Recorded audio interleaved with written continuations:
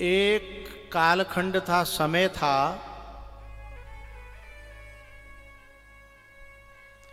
जब देवताओं का लोक अलग हुआ करता था और राक्षसों का अलग हुआ करता था। और जब इनमें युद्ध हुआ करता था तो आमने सामने आते थे, युद्ध होता था, लड़ाई होती थी।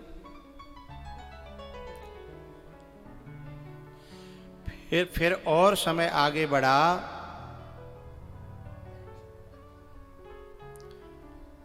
तो देवता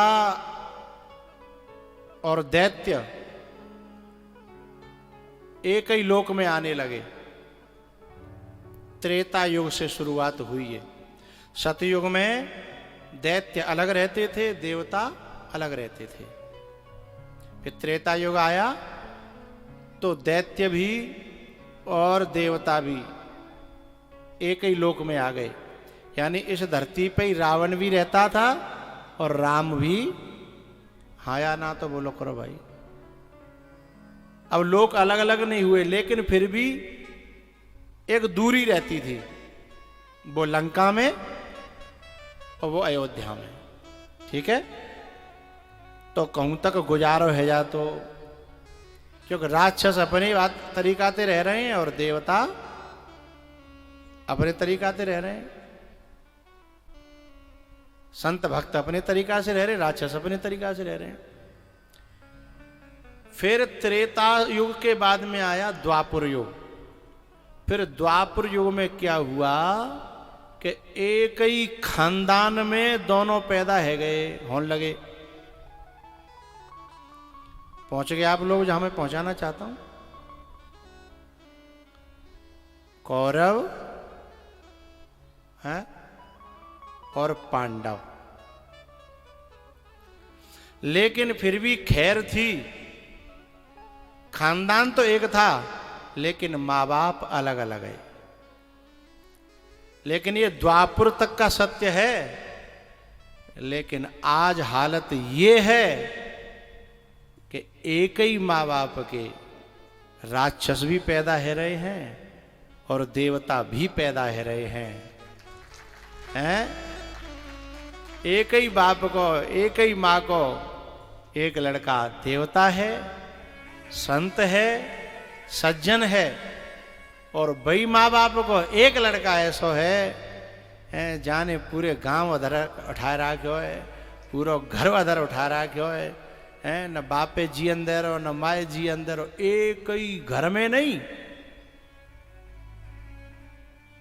एक घर में नहीं, एक कोख में आ गए। अब जियोगे तो कैसे जियोगे, जाओगे तो कहां जाओगे, मरोगे तो कैसे मरोगे। मारे तो कैसे मारे, खास भैया है, और जिए तो कैसे जिए, वो जियन ना दे रहो। मारे तो कैसे मारे, खास भैया है, और जिए तो जियन ना दे रहो। इसलिए अब लोग अपने घरों को छोड़ छोड़ करके शहरों में बसने लगे हैं, क्योंकि भैया तू सुखी से रह, मैं तो जहां रहूंगा वहां जीवन काट लूंगा। लेकिन एक बात बताऊं, जो पक्के राक्षस होता है ना, बे घरते भागे भाई भैया है, शहर में ना जीवन देता। वो यदि घर छोड़ के चले गो तो जागो कहां बेटा, धरती की ओर छोर पे तो जीवन नहीं दूंगा चैन से। है तो कलयुग चल रहा है। अब एक ही कोख में एक ही बाप के और दोनों तरह की पैदा होंगी संतानें। एक शराब पिएगी और एक भगवान की भक्ति करेगी, और दोनों में बनेगी नहीं। और पिसेंगे कौन, बोलो बोलो, माँ बाप। ये कही सांची बात, पिसेंगे वो। और जो समझदार होगो छोरा, बस समझाते रहेंगे। और समझदार यूं कहेगो कि नहीं जरूर तो समझाओ, तो माँ बाप यूं कहेंगे वो समझ तू ही ना, तो बस समझा में का भैया तू ही समझ लेने का है। तो समझदार और पिसता हुआ चला जाएगा, समझदार पिसता हुआ चला जाएगा और दुष्ट बढ़ता हुआ चला जाएगा। ये कलयुग का खेल है जो भागवत जी में लिखा हुआ है।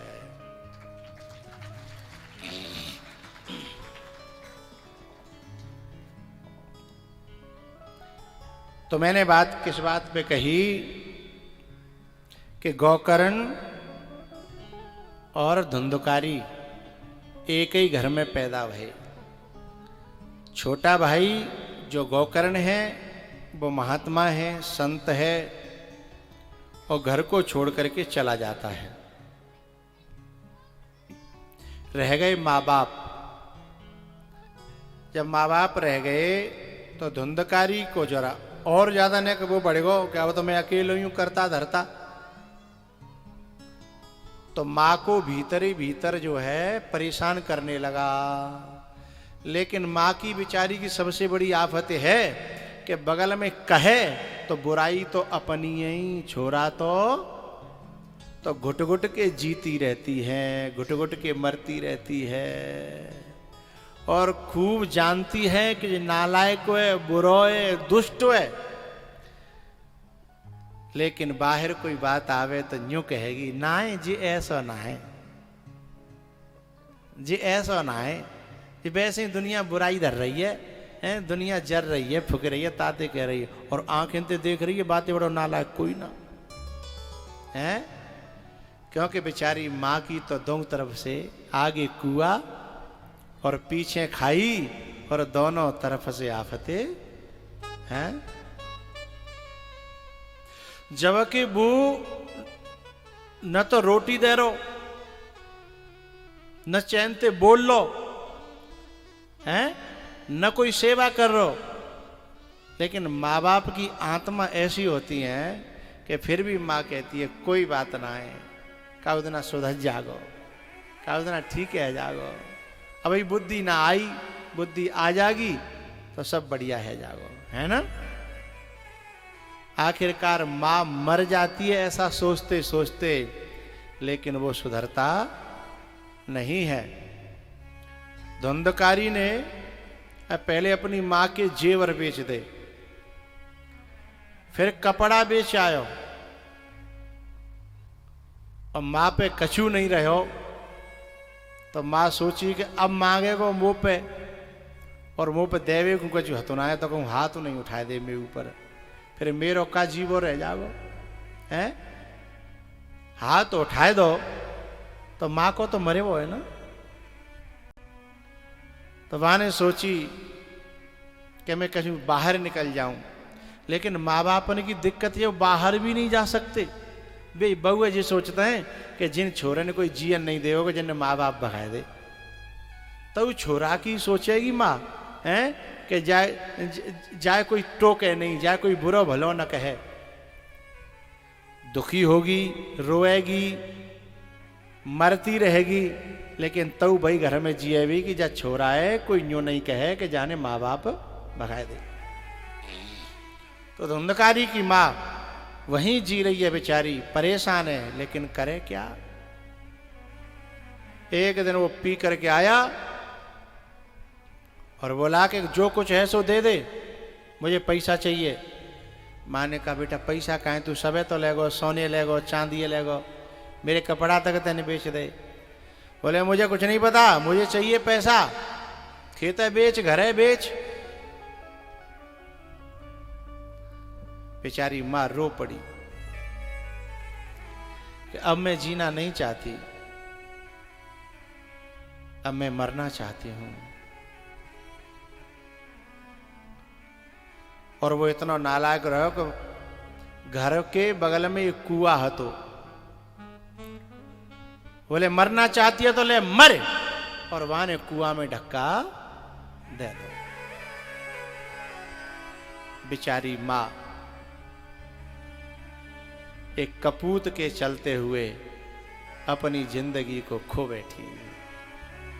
जबकि आशा काई कि बेटा बड़ो है जागो, तने कमावे धावे ला के जागो, तो फिर मैं आराम ते चैन ते भजन करूंगी, तीर्थ जाऊंगी, हैं, फिर वो चिंता नहीं रहेगी।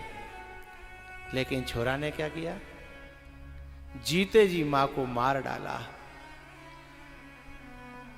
मैयाओ, जिनकी औलाद शराबी निकर आवे, जुआरी निकर आवे, कपूत निकर आवे, उन माओं का जीना भी मरना है, और मरना तो मरना है ही, क्योंकि वो जीते जी मर रही है बेचारी, न जी पा रही और न मर पा रही। इसलिए उसने सोचा कि इससे तो मर जाऊं तो ज्यादा बढ़िया।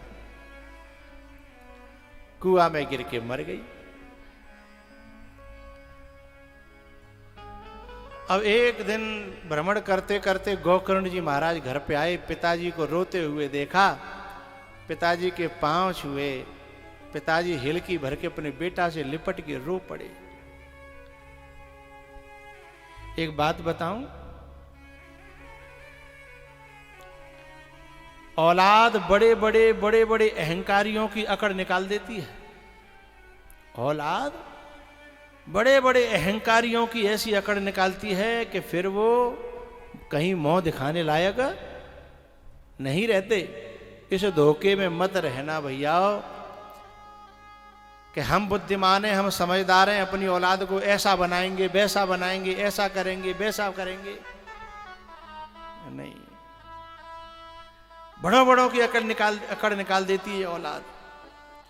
ये जो आत्मदेव थे ना, अरे साहब,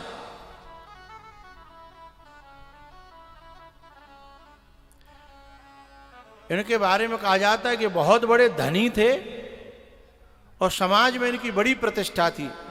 द्वितीय एवं भास्कर, जैसे दूसरा समाज का सूर्य हो, ऐसे। लेकिन आज जब औलाद ने ऐसा नरगा बनाया तो अपने ही बेटा से लिपट के रो गए। गोकर्ण जी ने कहा, पिताजी क्यों रो रहे हो? बोले, अब मैं न जीने लायक रहा और न मरने लायक रहा, और मेरा ये लोक भी बिगड़ गया और मेरा वो लोक भी बिगड़ गया। बेटा मैं क्या करूं? बोले, क्या बात है पिताजी? बोले, तेरी मां तो मर गई।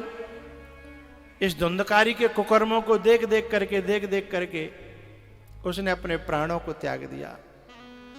अब मुंह पे अपने आप तो मरे होना जा रहा हो। अपने आप मरना बड़ा कठिन होता है। मुंह पे अपने आप मरे होना जा रहा हो और जाके कर्म मुंह पे देखे जाए ना रहे। करता ये है और शिकायत मेरे पास आती है। अब मैं क्या करूं बेटा, तू बता। तो गोकर्ण जी महाराज ने अपने पिताजी को बिठाया और कहा, पिताजी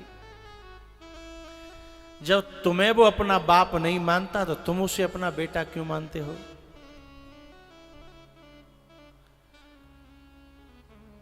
आत्मदेव जी ने कहा, बेटा अब मानवीय की बात थोड़ी रही है, वो तो दुनिया आके मैं मुंह पे कह रही है और दुनिया मुझे जीवन ना दे रही, तो मैं करूं तो कहा करूं? अब मैं न मानवीय और मानवीय तो थोड़ी कछु होगा। बोले, है जागो पिताजी।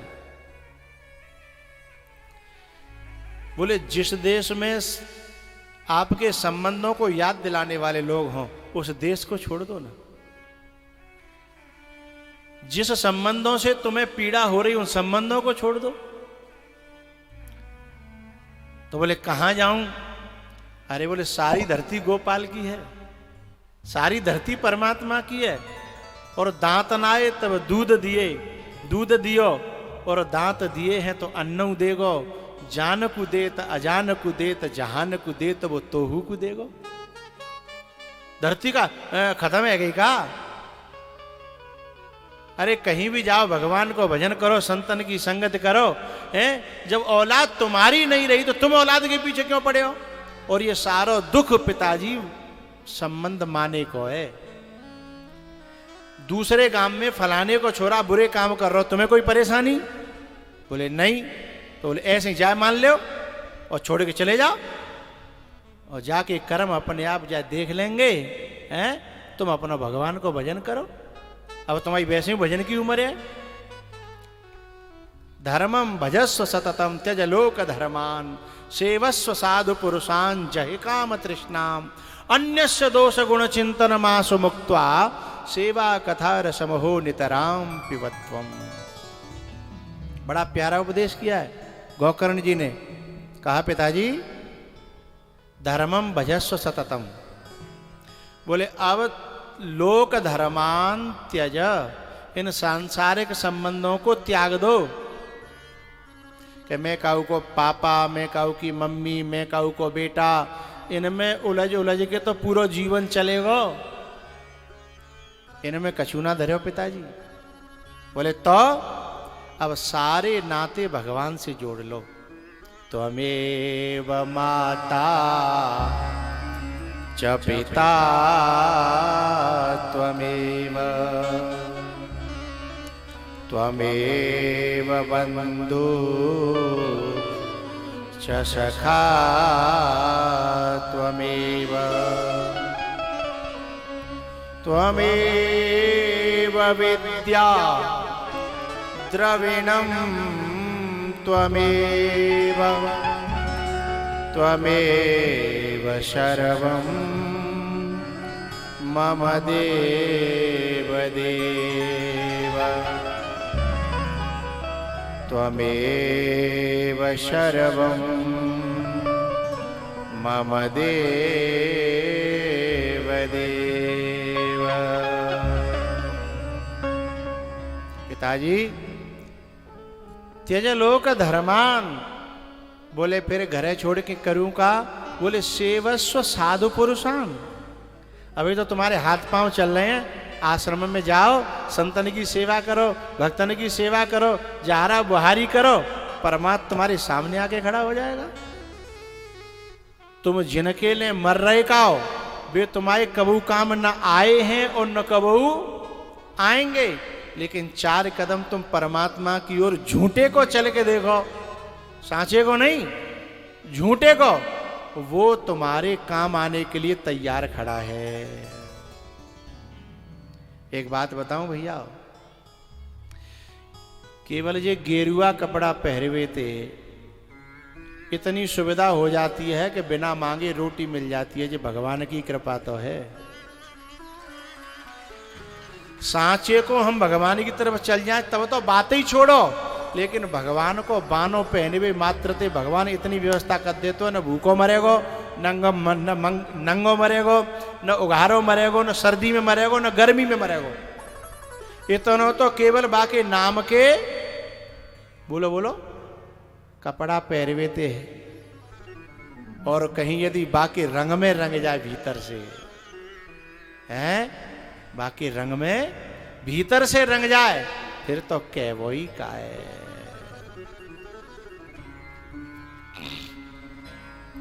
लेकिन हमारो तो ज्यादा विश्वास दुनिया वारी न पे हैं। छोराते, बेटाते, नातीते, बहुते जिस सेवा करेंगे, और बिना की सेवा अड़ोस पड़ोस देख रहे हैं कैसी कैसी सेवा है रही है, लेकिन तो यूं लगते हमारा ऐसा ना है, हैं हमारा ऐसा ना है। लेकिन जब सामने आ जाती तो पता चलता है कि हमारा भी वैसा ही निकला, क्योंकि मेहंदी दिखने में हरी होती है। मेहंदी है कि नहीं बोलो, दिखने में हरी होती है, लेकिन जब पिस जाती है तो सबके हाथ लाल कर देती है। ऐसे ही हर माँ बाप को अपना बेटा ऐसा लगता है कि बढ़िया नहीं करेगा, हैं जैसे मेहंदी पहले हरी दिखते है, लेकिन जब ससुरार प्यार भई जवते, रूप रूप कुटुंब भय तवते, हैं भैयाओ। गोकर्ण जी महाराज ने उपदेश किया और आत्मदेव जी की समझ में आ गई। गोकर्ण जी ने कहा पिताजी एक काम करना, जब आप संसार को छोड़ो संतों की सेवा में जाओ तो 2 बातों का ध्यान रखना। बोले क्या? वहां जाकर के सेवा से मतलब रखना और गुरु के उपदेश से मतलब रखना। वहां के अड़ोसी पड़ोसियों से मतलब मत रखना, नहीं तो वहां भी जाकर के राग द्वेष बन जाएगा। वहां भी जाकर के एक दूसरे में दोष दृष्टि हो जाएगी। अन्यस्य दोष गुण चिंतनम आसु मुक्त्वा, दूसरों के गुण और दोषों से मुक्त रह करके, अलग रह करके, उन्हें त्याग करके केवल अपने गुरु की सेवा, अपने गुरु के उपदेशों पर ध्यान बनाए रखना, बोले तो तुम्हारा कल्याण हो जाएगा। आत्मदेव जी ने कहा, बेटा तू न आता तो मैं मर ही जाता, लेकिन अब मुझे लगता है कि अब मुझे मरना नहीं पड़ेगा, मेरी मुक्ति हो जाएगी। उसी समय आत्मदेव जी महाराज ने संन्यास ले लिया, वैराग्य ले लिया। अब गोकर्ण जी फिर अपने भ्रमण पर चले गए। अब तो धुंधकारी और फ्री है गो, माँ गई, बाप गयो। अच्छा, बहुत से माँ बाप तो मरत रहेंगे, कुटत रहेंगे, पिटत रहेंगे, बिनते कहो कि काई मर रहे हैं, वृंदावन चले जाओ, गोवर्धन चले जाओ, तुम्हारी तो पहले से संतन से संबंध है, आश्रम में जगह है, खूब राखेंगे, सेवा करेंगे तुम्हारी। तो कहा कहेंगे, अरे मैं हतू तो ने का तो दबे रहो जे मुँह जहाँ तक है तो बेजार हो जाओ, बेजार। तो तू कब तो मरेगो, तब बेजार होगो तो अगर रोक लेगो है। तो जो हमारे प्रयोग घर पे के ने का तो मैं शर्म करतो जी, ने का वो करतो दबतो है, और मुँह हटत गए तो सबे चौपट कर देगो, तो तू कब तक रोक लेगो रे हैं। वो तो रोजाना जई बाटे देख रहे हो कि जो डोकरा कब जाते मरे, क्या तो ऊपर चले जाए कि कितने बिते चले जाए हैं, लेकिन तू छाती पे दार दरवे के लिए प्रयोग कब तक दरेगो। पता है, जब आत्मदेव जी चले गए तो गोकर्ण जी, धुंधकारी ने, और जो पैसे से देह का व्यापार करती थी नारियां, जो पैसे के लिए कुछ भी करने को तैयार हो जाती थी, ऐसी नारियों को घर में ले आया। अब रोज चोरी करके लावे, दारू पी के आवे, और घर में लाए के पैसा दे, और बुरे कर्म पे उतरे। अब खुले में पता का भयो, एक दिना ज्यादा सो सोनो चांदी लेके आयो, तो अभी जो चारों पांचों जो नारियां थी, उन्होंने कही कि आज तो माल जी बहुत लायो है, और जी ज्यादा दिना को ना चोरी कर रहे हो, काउ न काउ दिना पकड़ो। भाई चोर की उम्र को का भरोसा, चोर की उम्र को का भरोसा, आतंकवादी की उम्र को का भरोसा, डकैत की उम्र को का भरोसा, न जाने कब मुठभेड़ है जाए हैं, जाने कहाँ मारे हो जाए, न जाने कहाँ पकड़े हो जाए, जाने कब जेल है जाए, और कुछ नहीं हो तो चलते चलते गाड़ी पलट जाए हैं, बीच रोड पे मीडिया पीछे लगे और रह जाए, और पुलिस आगे लगी रह जाए हैं, न जाने कहाँ गाड़ी पलट जाए, का भरोसा है।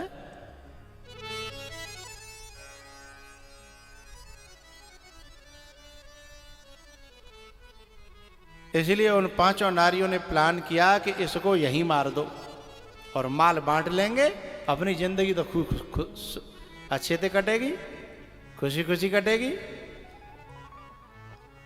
तो क्या किया, रात्रि में उसको जो है खूब पिलाई, और चारपाई पे वो बेहोश होकर के पड़ गया, और फिर उन्होंने रस्सी लेकर के चारपाई पे ज्यों के त्यों बांध दो, और बांध के रात में फिर चूल्हे में दे दें सरिया गरम गरम, और फिर सरियंते लाल लाल सरियंते आंख फोरी, फिर कान फोरे हैं, और फिर पेट में दें, और जो चूल्हे में जो कोयला थे ना, बेबा के मुंह में भर दे। बुरी गत से मारा गया। पता है आपको ऐसा क्यों हुआ? क्योंकि संसार के बुरे लोगों पर भरोसा किया जाएगा तो ऐसी दुर्गति ही होगी। और जिसने अपनी मां की आत्मा दुखाई, अपने बाप का दिल दुखाया, तो बाकी कोई मुक्ति थोड़ी होगी, मौत ऐसी बाकी होनी है। क्योंकि साईं के दरबार में बदले कहूं न जा, बोए पेड़ बबूर के तो आम कहां से। क्योंकि माँ बाप बुरी तरह, मां बुरी तरह मरी, कुआं में गिरी और बुरी तरह मरी। मैं एक बात कहना चाहता हूं, मां बद्दुआ तो नहीं देती है, मां कभी अपनी औलाद को बद्दुआ नहीं देती। चाहे तू कैसा हुए भगवान तो सुखी राखे, यूं कहती है, चाहे तू कैसा हुए पर मेरी को कहते पैदा भयो, मुंह पे तेरो दुख नहीं देखो जाएगो, ताते मेरे जियत भगवान तो सुखी राखे। लेकिन प्यारियो, मां भले ही बद्दुआ नहीं दे, लेकिन कर्म को लेखा जोखा को हिसाब किताब राखे वारो थोड़ी क्षमा कर देगो। वो तो एक एक पाई पाई को हिसाब रखता है। राम झरोखा बैठ के सबको मुजरा ले, जैसी जाकी चाह